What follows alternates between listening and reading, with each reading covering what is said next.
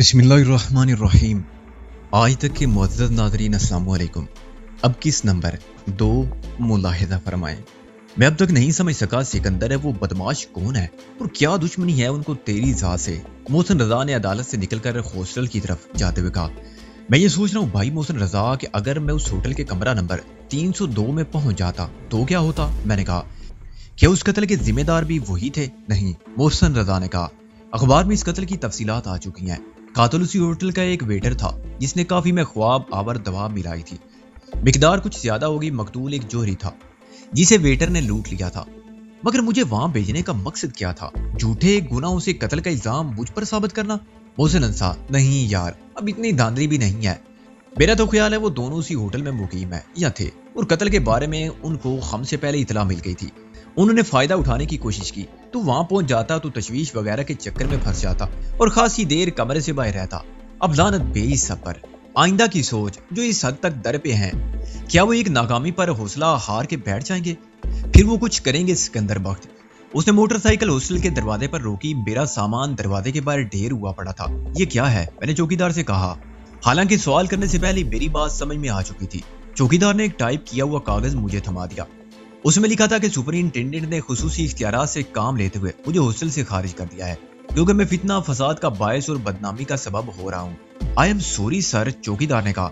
मैं आपको एक राज की बात बताता हूँ। आपको कॉलेज से भी निकाल दिया गया है सुपरिंटेंडेंट के मशवरे पर। कल आप कॉलेज जाएंगे तो शर्मिंदा होंगे। लोग वैसे भी आपके दुश्मन हो रहे हैं। हम अब अदालत जाएंगे, मैंने कहा, और इस गोराशाही निजाम की ईंट से ईंट बजाएंगे। लेकिन कल दूर थी और हम जानते थे कि अपने हुकूक के तहफ़्फ़ुज़ की ये तवील कानूनी जंग हमने जीत ली तब भी इस कॉलेज में और हॉस्टल में रहना शेर के खुचार में रहने के मुतरादिफ होगा। चुनाचे हमने सामान उठाया और मोहसिन ने मुझे अपने एक हिप्पी दोस्त के साथ एक कमरे के फ्लैट में फिट कर दिया। अगला गौर तलब मसला तालीम जारी रखने का था।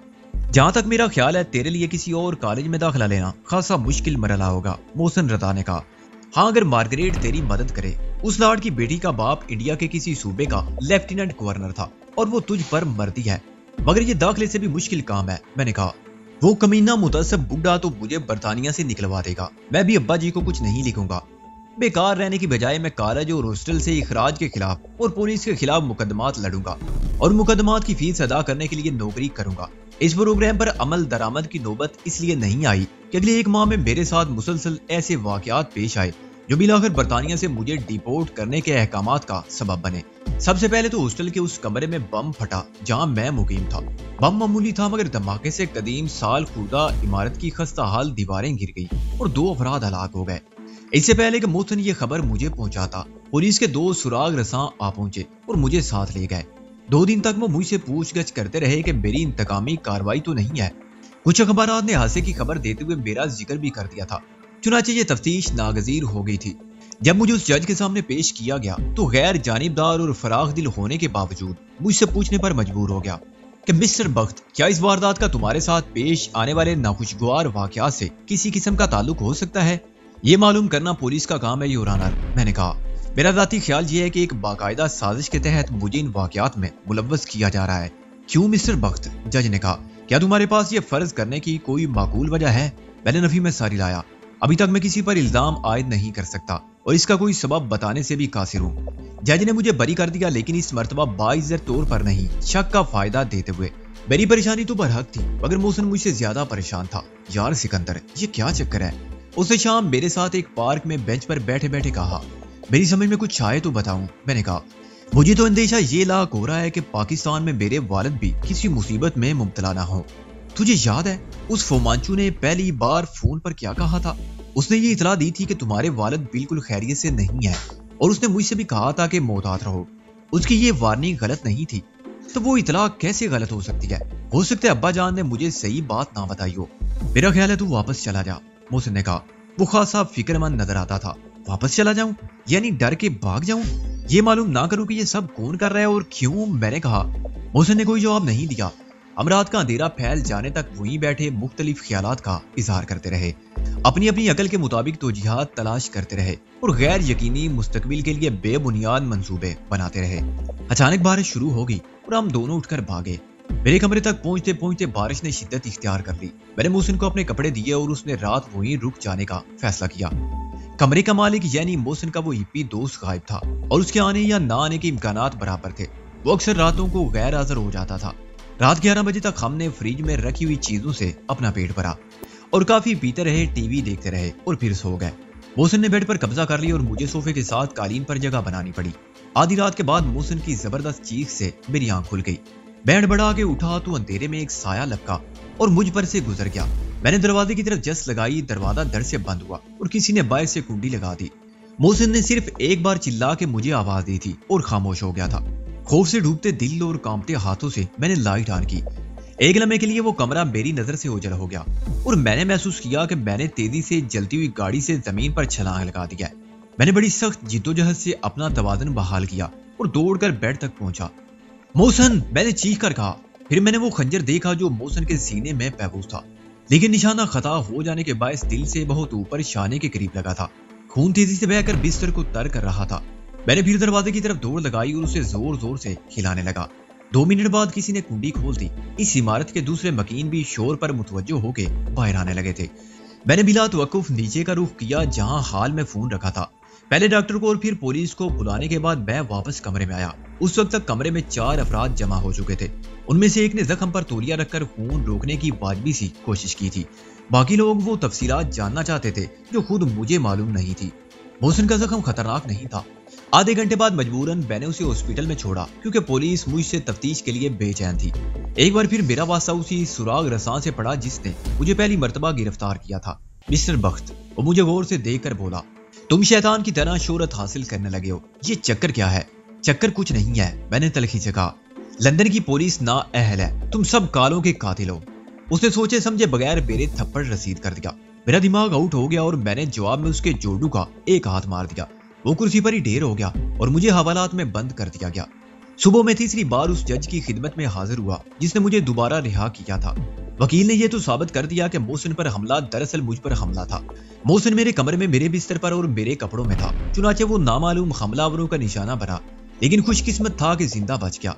ताहम वो अदालत को ये ना बता सका कि हमले का शक किस पर किया जा सकता है और अगर वाकई मैं साजिश का शिकार हूं तो साजिश का मकसद क्या है। बगैर वजह के कोई किसी से दुश्मनी कैसे कर सकता है। मोहसिन के बयान से मेरी पोजीशन मजीद साफ हो गई। मगर एक पुलिस अफसर पर हमला करने के जुर्म में मुझे 1 माह कैद की महज सजा सुनाई गई। इसे जज ने मुअत्तल कर रखा था और कहा कि अगली मर्तबा ऐसी वारदात में मुलव्वस होने पर मुझे सीधा जेल भेज दिया जाएगा। अदालत से बाहर आते ही मुझे वकील ने रोक लिया। मिस्टर सिकंदर बख्त, उसने कहना शुरू किया, ये जो कुछ हो रहा है मैं ये नहीं कहता, इसमें तुम्हारी नीयत को दखल है। या तो तुम गलत कहते हो, मगर मैं आइंदा तुम्हारे किसी मामले में वकालत नहीं कर सकूंगा। पुलिस के पास तुम्हारी फाइल मोटी होती जा रही है और वजह कुछ भी हो, लेकिन हकीकत वही है जिसके इज़हार पर कल तुमने उस पुलिस अफसर को नॉक आउट कर दिया था। तुम वाकई शैतान की तरह शोहरत हासिल करते जा रहे हो।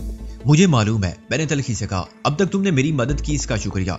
एक और बात, वकील ने कहा, मैं मोहसिन का कजन हूँ। मैं नहीं चाहता कि तुम्हारी वजह से उसकी जिंदगी को भी खतरा लाहक हो।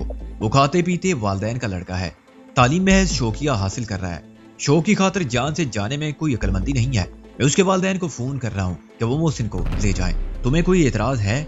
मोहसिन मेरा बचपन का सबसे अजीज दोस्त भी है और मोहसिन भी। मैं एतराज कैसे कर सकता हूँ? मैंने कहा, मेरे कहने से शायद वो ना जाता अच्छा है। उसके वालिद उसे जबरदस्ती ले जाएं। 3 दिन बाद मोहसिन के वालिद यानी अंकल शेरवानी जो डिप्टी सेक्रेटरी थे, मोहसिन को उसके एहतजाज के बावजूद अपने साथ ले गए। मैं उसके जहाज की परवाज के बाद हेथरो एयरपोर्ट पर यूं खड़ा रह गया जैसे मेरे इर्द गिर्द सुनसान जंगल है, जिससे मेरे लिए सलामती की मंजिल का एक ही रास्ता था जो अब नहीं रहा। पहली बार मैंने खुद को तन्हा, बेबस और खौफजदा महसूस किया। आखिरी वाकया 2 हफ्ते बाद आया। मैं बारिश से बेनियाज सर्दी में भीगता हुआ आधी रात से कुछ पहले एक जगह मुलाजमत की कोशिश में कामयाब होकर लौट रहा था। एक पाकिस्तानी ताजर ने, जिसका लंदन में बहुत बड़ा सुपर स्टोर था और दूसरे शहरों में ब्रांचें थी, मेरे हालात सुनकर मुझे सेलमैन रखना मंजूर कर लिया था। इससे पहले अंग्रेज खुद मेरे हम वतन और बहुत से एशियाई बड़ी शराफत और इखलाक के साथ सॉरी कह के ये वादे कर चुके थे कि वो कोई खतरा मोल नहीं ले सकते। लेकिन ये ताजर असर और रसूख रखने वाला और जुर्रातमंद आदमी था। इसने कहा, सिकंदर बख्त, इब्तिदा में मुझे भी इन गोरों की मुतअस्सिब हाकमाना ज़हनियत का सख्त मुकाबला करना पड़ा था, लेकिन अब मैं एक मुअज़्ज़ज़ शहरी हूँ। मैं इनके हथकंडे समझता हूँ, इसलिए मार नहीं खाता। तुम फिक्र ना करो। एक बार ये मालूम हो जाए कि तुम्हारे वो दुश्मन कौन है, फिर मैं उनका बंदोबस्त करूंगा कि सबका दिमाग दुरुस्त हो जाएगा। मेरा ख्याल है वो किराए के आदमी है। ये चक्कर यहाँ बहुत आम है, लेकिन लोहे को लोहा काटता है। آدمی میرے پاس بھی ہیں، سفید کتے جو نوٹ دیکھتے ہی گورے کالے کا فرق بھول جاتے ہیں۔ میں اپنے خیالات میں غلط تیز قدموں سے چلتا رہا کہ اچانک ایک ویران موڑ پر مجھے اپنے پیچھے قدموں کی آہٹ سنائی دی۔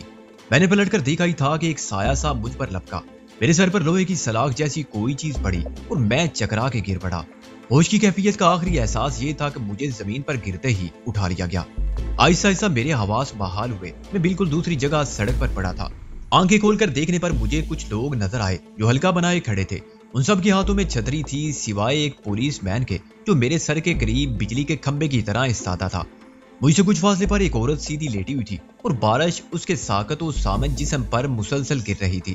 اس کی کھلی آنکھیں مجھے اپنی طرف دیکھتی ہوئی محسوس ہوئی۔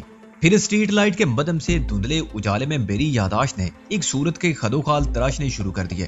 بلاخر میں نے اسے پہچان لیا، یہ وہی عورت تھی جس نے ہاسٹل میں مجھ پر عصمت دری کی کوشش کا الزام لگایا تھا۔ اس کے آس پاس خون کا نام و نشان نہیں تھا اور اس کے جسم پر کسی زخم یا چوٹ کا پتہ بھی نہیں چلتا تھا، مگر اس میں شک کی کوئی بات نہ تھی کہ وہ مر چکی ہے۔ میں نے سر اٹھانے کی کوشش کی مگر اسی وقت سائرن سنائی دیے اور مجمع خود بخود چھٹ گیا۔ ایک ایمبولینس اور ایک پولیس کار میرے بہت قریب آ کے ٹھہری۔ ہاتھوں نے پیشہ ورانہ مہارت کے ساتھ مجھے اسٹریچر پر ڈالا اور ایمبولینس میں سرکا دیا۔ پھر دوسرا اسٹریچر اندر آیا اور ایمبولینس کا پچھلا دروازہ بند ہو گیا۔ اب میں ایک لاش کے ساتھ مسلح محافظوں کی نگرانی میں سفر کر رہا تھا اور مجھے اندازہ ہو چکا تھا کہ میری منزل کیا ہے۔ اپنی بے گناہی کا ناقابل تردید ثبوت فراہم کرنے تک میں قانون کی نظر میں اس عورت کا قاتل تھا۔ ہاسپٹل میں پہنچنے کے بعد مجھے ایک کمرے میں پہنچا دیا گیا اور وہ بدبخت عورت جو 50 پاؤنڈ کے چکر میں جان سے گئی تھی شاید مردہ خانے میں پہنچی۔ طبی معائنے کے دوران اور بعد میں ایک پولیس افسر اور سراغ رساں خامہ وقت سائے کی طرح میرے ساتھ رہے۔ ایک ہفتے کی تفتیش کے دوران میں نئے انکشافات نہیں ہوئے۔ اس عورت کو گلا گھونٹ کر ہلاک کیا گیا تھا مگر اس کی گردن پر میری انگلیوں کے نشانات نہیں پائے گئے تھے۔ میں نے الزام کی صحت اور اعتراف جرم سے صاف انکار کر دیا لیکن اس بات کی وضاحت نہیں کر سکا کہ مجھے بے ہوش کر کے لاش کے قریب ڈالے جانے کی کارروائی بھی میرے خلاف سازش تھی۔ تو سازش کے محرکات کیا تھے اور سازش کرنے والے کون تھے؟ اسکاٹ لینڈ یارڈ کے ایک انتہائی سرد مزاج صورت سے بے وقوف نظر آنے والے مگر بہت ذہین اور عیار سراغ رساں نے میرے خلاف تمام واقعات کی ایک فائل مرتب کر لی تھی جس میں ترتیب وار ہاسٹل میں مقتول عورت کی ہنگامہ آرائی سے قبل تک کے تمام واقعات اور بیانات وغیرہ شامل تھے۔ میرے خلاف الزامات کی فہرست بہت طویل تھی۔ مسٹر سکندر بخت، اس نے صبح موقع پاتے ہی فائل کی ورگردانی کرتے ہوئے کہا، تمہیں ہاسٹل میں نسلی منافرت اور تشدد پسندانہ خیالات کے اظہار پر وارننگ دی گئی تھی۔ وہ ایک تنگ نظر متعصب بوڑھے یہودی کی معاندانہ کارروائی تھی۔ میں نے کہا، پھر یہ مقتول عورت کا ہنگامہ تمہارے کمرے میں ہوا جو ہاسٹل کی تاریخ میں پہلے کبھی نہ ہوا تھا۔ سراغ رساں نے بات جاری رکھتے ہوئے کہا، عدالت نے مجھے اس مقدمے سے باعزت طور پر بری کر دیا تھا۔ سزا مقتول اس عورت کو ہوئی تھی لیکن اس کے بعد پلاسٹک بم اس کمرے میں پھٹا جہاں سے تم کو نکالا گیا تھا اور تم شک کے فائدے پر چھوڑے گئے تھے۔ سراغ رساں نے صفحہ پلٹ کے کہا، واردات میں 2 افراد ہلاک ہوئے تھے۔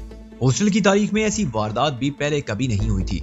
میرے ضبط کا حوصلہ جواب دینے لگا، گویا میری تاریخ ساز شخصیت پلیز شٹ اپ۔ سراغ رساں نے کہا، اس واردات کے بعد تمہیں نیک چلنے کی ضمانت پر رہا کیا گیا تھا لیکن ہاسٹل سے نکال دیا گیا تھا۔ تم نے ایک منشیات کے عادی اور منشیات کے دندے میں ملوث ہپی کے گھر میں پناہ لی۔ یہ میرے لیے ایک انکشاف ہے۔ میں نے کہا، میں اس ہپی کو جانتا نہیں تھا۔ وہیں تم پر قاتلانہ حملے کی ایک اور واردات میں ملوث ہونے پر تم نے تفتیش کرنے والے پولیس افیسر پر حملہ کیا، چنانچہ تمہیں 1 ماہ قید کی سزا سنائی دی گئی جو معطل رکھی گئی ہے۔ اس نے مزید چند صفحات پلٹ کے کہا، اس پولیس افیسر نے مجھے گالی دی تھی۔ میں نے چیخ کر کہا، اور جو شخص زخمی ہوا تھا وہ میرا عزیز ترین دوست تھا۔ حملہ مجھ پر کیا گیا تھا۔ تم جج کے اس سوال کا جواب نہیں دے سکتے تھے کہ تمہارے خلاف سازش کا جواز کیا ہے۔ وہ اسی سرد موری سے بولا اور خود تمہارے وکیل نے آئندہ کے لیے تمہاری پیروی کرنے سے انکار کر دیا تھا۔ اس کی خدمات رضاکارانہ تھی۔ میں نے برہمی سے کہا، اب زیادہ ترین حادثہ اس عورت کا قتل ہے جس نے پہلی بار تم پر ایک سنگین الزام عائد کیا اور اس طرح وہ تمہارے ہاسٹل کے اخراج کا اور تمہارے تعلیمی کیریئر کے خاتمے کا سبب بنی تھی۔ سراغ رساں نے فائل رکھ کے اور مجھ پر نظر جما کے کہا، کیا یہ فرض نہیں کیا جا سکتا کہ تم نے سامنا ہوتے ہی انتقامی جذبات سے مغلوب ہو کے اس کا گلا گھونٹ دیا؟ تم اب تک یہ ثابت نہیں کر سکے ہو کہ تم پر کسی نامعلوم شخص نے جائے واردات سے دور حملہ کیا تھا۔ تو میرے سر پر ڈنڈا یا سریا کس نے مارا تھا؟ خود میں نے بھنا کر کہا۔ سراغ رساں نے نفی میں ساری لایا اور فائل کا ایک اور صفحہ پلٹا۔ میڈیکل رپورٹ میں سریے ڈنڈے کا کوئی ذکر نہیں ہے۔ تمہارے سر پر پتھر لگا تھا، غالباً یہ چوٹ گرنے سے آئی تھی۔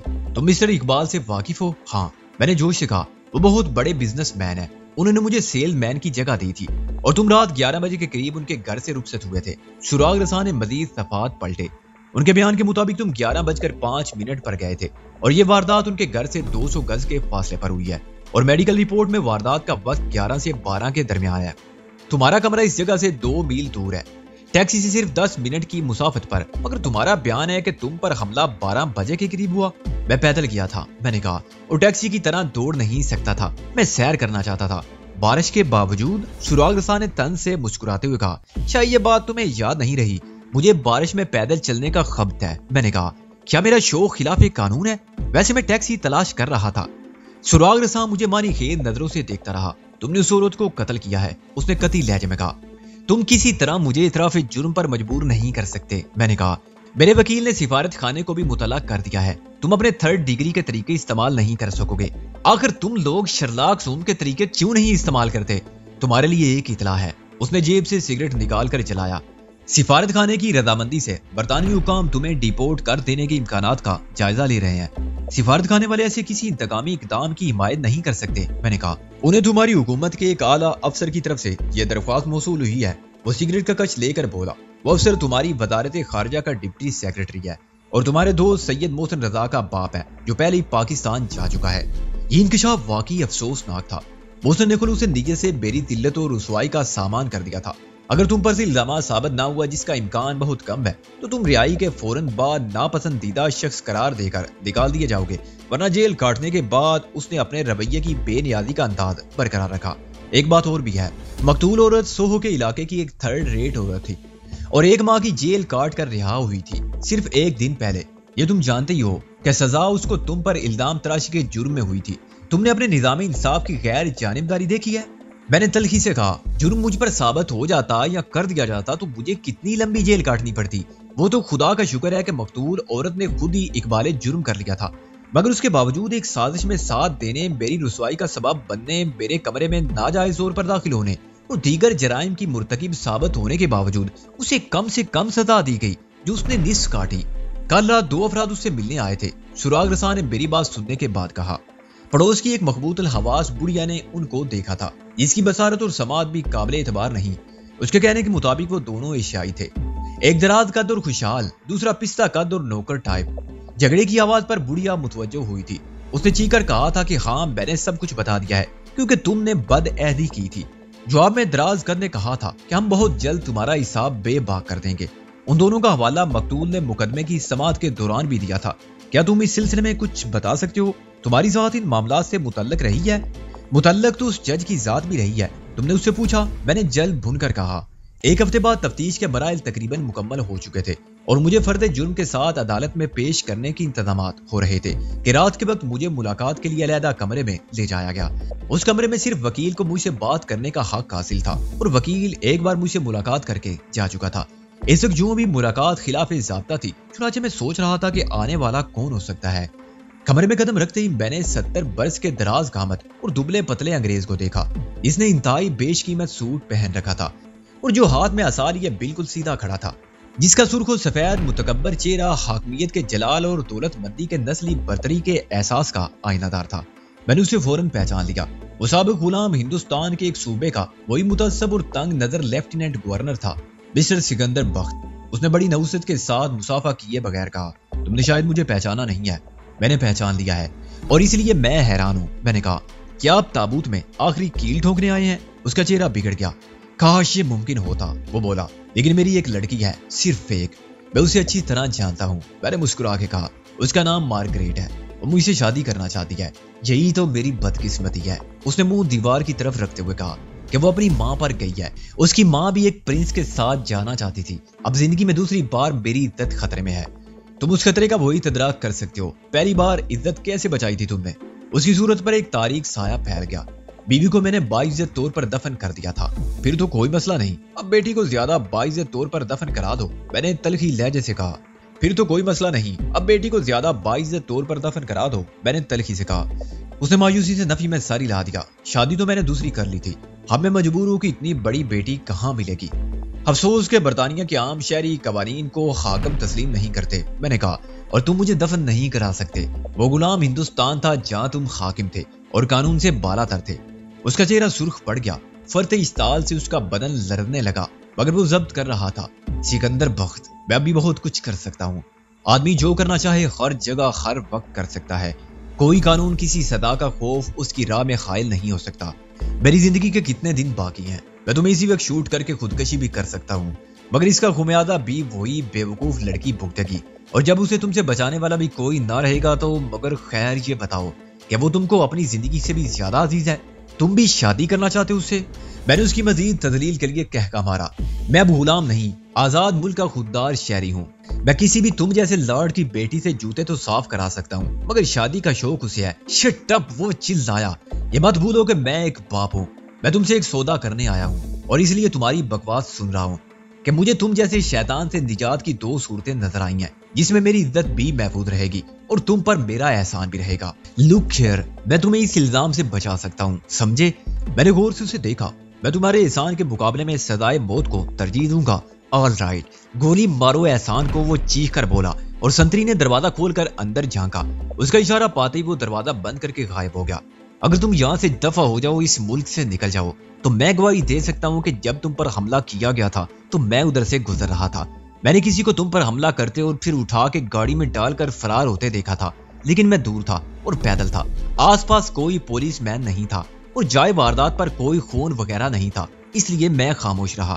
ایک ہزار سراغ رساں تم سے پوچھے گا، سر شاید آپ کو یاد نہیں رہا، اس وقت بارش ہو رہی تھی اور آپ لارڈ ہیں، آپ پیدل کیوں تھے؟ میں نے طنز اور تمسخرے کے ساتھ کہا، مائی فٹ، کوئی سراغ رساں مجھ سے کچھ نہیں پوچھے گا، مجھے خبت ہے بارش میں پیدل چلنے کا۔ 70 سال کا بوڑھا خبتی اور سنکی ہوتا ہے۔ اب بولو، تم یہاں جیل میں رہنا چاہتے ہو یا ڈیپورٹ ہونا؟ وہ بولا، ڈیپورٹ ہونا میرے لیے باعث مسرت ہوگا۔ میں نے کہا، بشرطے کہ مارگریٹ میرے فراق میں خودکشی نہ کرے۔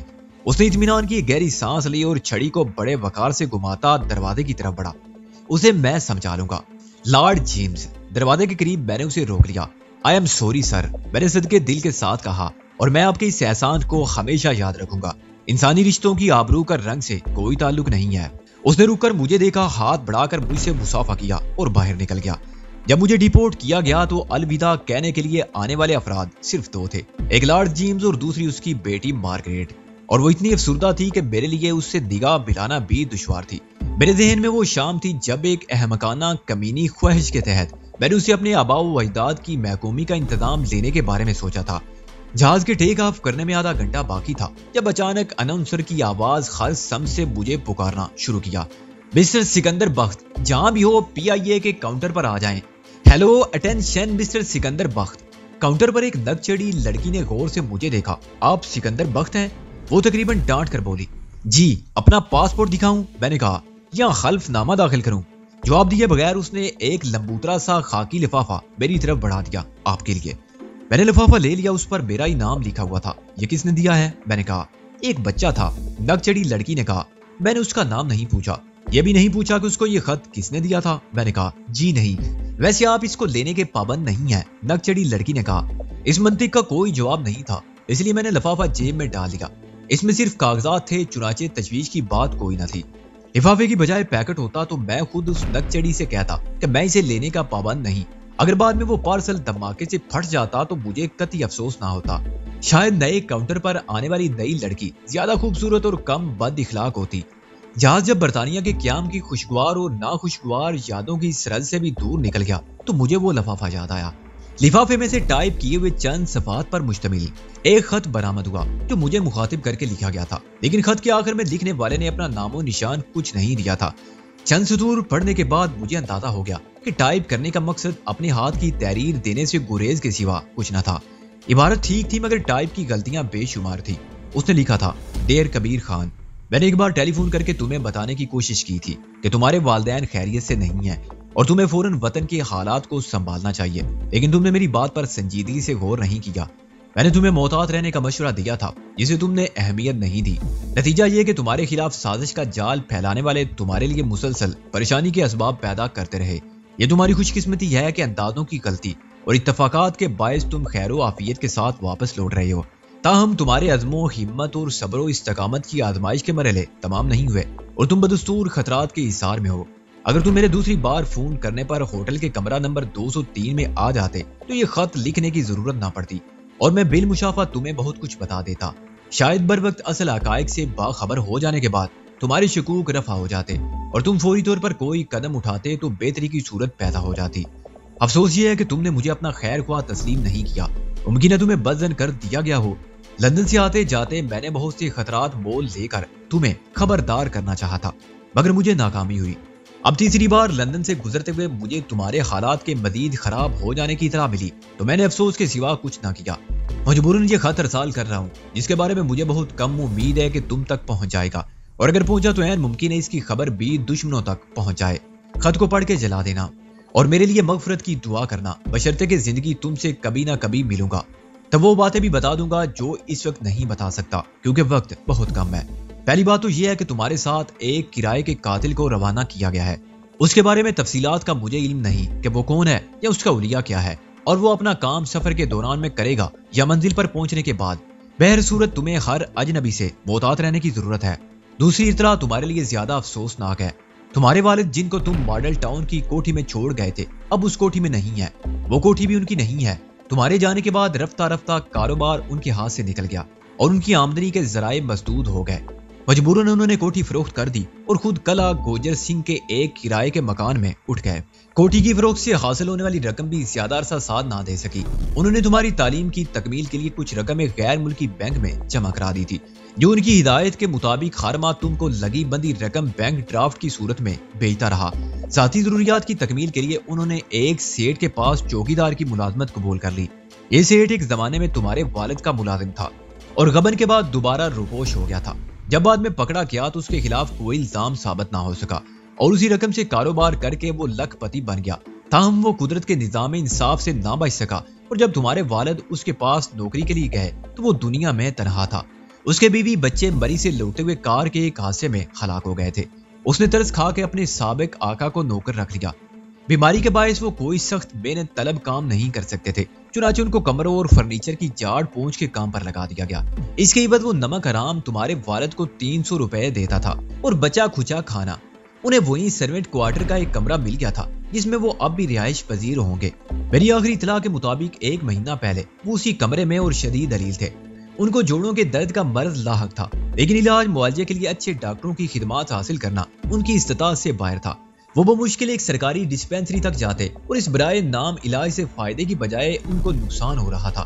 یہ سب کچھ قبل از وقت جان لینا تمہارے لیے بے حد ضروری ہے تاکہ خدا نخواستہ تم دیال سنگھ کالج ہاسٹل اور نواب مظفر علی کے محل کے درمیان واقع چودھری چراغ دین کی کوٹھی، جس کے دروازے پر سی تختی لگی ہوئی ہے، اس کے سروینٹ کوارٹر میں پہنچو اور تمہیں معلوم ہو کہ وزیر خان کا انتقال ہو چکا ہے اور تمہارے لیے یہ صدمہ غیر متوقع نہ ہو۔ خدا کرے وہ زندہ ہوں اور تمہیں وہ سب کچھ بتا سکیں جو میں نہ بتا سکا۔ انہوں نے یہ سب کچھ تمہیں صرف اس لیے نہیں لکھا تھا کہ تمہاری تعلیم میں خرچ واقع نہ ہو اور یہ نہ ہو کہ تم سب کچھ چھوڑ چھاڑ کے واپس لوٹ آؤ۔ اس طرح ان کی تمام ریادت رائگاں جاتی اور ان کی زندگی کی واحد قابل فخر کامیابی تم ہو۔ کبیر ان کی موجودہ حالت کا سبب صرف ایک شخص ہے، میر شرافت علی، جو ان کا بزنس پارٹنر تھا۔ شاید تمہیں علم ہوگا کہ یہ شخص سن 1956 میں پاکستان پہنچا تھا۔ اس وقت تک کاروبار کے مالک صرف تمہارے والد تھے۔ 3 سال کے مختصر عرصے میں انہوں نے کلیم میں ملنے والی ایک دکان کے اندر لوہا کوٹتے کوٹتے برینڈ رتھ روڈ پر وہ فاؤنڈری قائم کر لی تھی، جہاں لیتھ مشین کے پارٹ بنانے سے کام شروع ہوا تھا اور پھر مکمل لیتھ مشین تیار ہونے لگی تھی۔ اس کے ساتھ ہی پاور ڈرل اور متعلقہ آلات بھی بنتے تھے اور ان مصنوعات کی ساکھ بہت اچھی تھی۔ اس کی آمدنی سے تمہارے والد نے کلیم میں ملنے والے مکان کو چھوڑ کر کنال بینک کی کوٹھی کرائے پر لی تھی اور پھر ماڈل ٹاؤن والی کوٹھی خریدی تھی۔ میر شرافت علی کے آنے کے 3 سال بعد میر وزیر اینڈ کمپنی سن 1959 میں قائم ہوئی تھی اور جیسے انگریز تجارت کے بہانے ہندوستان آئے تھے اور ہندوستان کے مالک بن بیٹھے تھے، ایسے ہی شرافت علی پارٹنر بن کے شامل ہوا اور سارے کاروبار پر قابض ہو گیا۔ کاغذی دستاویزات میں ہر سال درج ہونے والے منافع کا آدھا حصہ تمہارے والد کو ملتا رہا، لیکن صرف اس حد تک کہ وہ منافع کی وصولی کے کاغذات پر اپنے دستخط ثبت کرتے تھے۔ منافع کی رقم شرافت علی کے کسی اکاؤنٹ میں چلی جاتی تھی جو اس نے مختلف بینکوں میں اپنی بیوی اور بچوں کے نام سے کھول رکھے تھے۔ اس طرح میر شرافت علی پر بلیک میلنگ کر کے کوئی رقم وصول کرنے کا الزام نہیں آتا تھا۔ تمہارے والد نے 30 جون سن 1965 کو آخری بار کمپنی کے حسابات میں بحیثیت پارٹنر اپنے دستخط ثبت کیے تھے۔ نفع نقصان کی بیلنس شیٹ دیکھی تھی جس کے مطابق ان کے حصے کا منافع تمام اخراجات وضع کرنے کے بعد نقد 3.5 لاکھ روپے بنتا تھا और अपने सर्वेंट क्वार्टर लौट आए थे। 30,000 माहाना की आमदनी का मालिक 300 रुपए माहवार पर अपने एक मुलाजिम का अदना मुलाजिम था। तुम्हारे वालिद ने अपने हालात को सबसे छुपाए रखा और अपनी कंपनी के नमक ख्वार भी यही समझते हैं कि पुराने मालिक बीमारी के बायस माजूर हो गए हैं। चुनाचे सब कारोबार मीर शराफत अली के सुपुर्द कर चुके हैं, जो गलत भी नहीं है, लेकिन असल असबाब का किसी को इल्म नहीं। मुझे उम्मीद है असबाब तुम खुद मालूम कर लोगे और मीर शराफत अली से अपने वालिद की हक हलाल की कमाई के इस एक पैसे का हिसाब ले सकोगे जिस पर तुम्हारा हक था। मगर जो मीर शराफत अली ने ब्लैक मेलिंग से हथिया लिया, वक्त आने पर मैं बताऊंगा कि तुम्हारा ये खैर हुआ कौन था। जब मैं ये खत पढ़ रहा था तो मेरा वजूद इस जहाज में दूसरों के लिए उस नौजवान आदमी की सूरत में जरूर बाकी रह गया था जो टाइप किए हुए चंद सफात पर नजर जमाए साकत और सामत बैठा था और एक बाइबारत को आखिर तक पढ़ लेने के बाद फिर हरफे आखिर पर आ जाता था।